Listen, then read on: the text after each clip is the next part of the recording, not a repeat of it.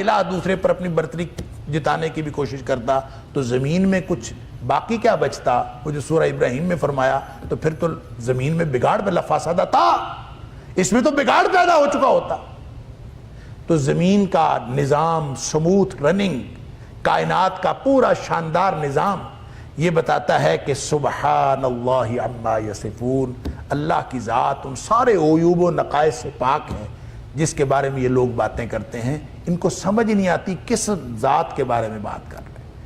اتنی سی مخلوق ہے، وہ جو ہے نا واسع کرسی السماوات والارض، زمین و آسمان کے اوپر اس کی کرسی حاوی ہے۔ وہ کتنی سی کائنات ہے اور کتنی حاوی اس کی کرسی ہے، اس کے اوپر کتنی بڑی ذات ہے، اللہ اکبر۔ اس ذات کے بارے میں لوگ یہ سمجھتے ہیں کہ اس کے ساتھ کوئی الہ مخلوق میں سے اٹھ کے بن جائے گا۔ ما قدر اللہ حق قدر، انہوں نے اللہ کی قدر نہیں کی۔ اور سبحان اللہ عما یصفون، وہ ذات پاک ہے۔ پاک جو ہے نا، یہ میں کئی دفعہ عرض کرتا ہوں اور پھر میں بار بار اس لیے بتاتا ہوں کہ یہ ذہن میں مفہوم راسخ ہونا چاہیے۔ سبحان اللہ جب ہم کہتے ہیں کہ اللہ پاک ہے تو پاک کا مطلب یہ نہیں ہوتا کہ ایک ناپاک ہے اور ایک پاک ہے، وہ والا پاک نہیں ہے۔ سبحان کا مطلب ہوتا ہے وہ ذات جو عیوب و نقائص سے پاک ہو۔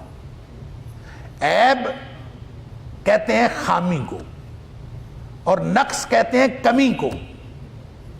وہ ذات سبحان ہے۔ جو سبحان ذات ہوتی ہے نا، اس میں نہ کوئی کمی ہے اور نہ خرابی ہے۔ اور جس ذات میں نہ کوئی کمی ہو نہ کوئی خرابی ہو، اس کو ساتھ الہ بنانے کی ضرورت کیا ہے؟ اس کو کسی کو اپنے ساتھ ملانے کی ضرورت کیا ہے؟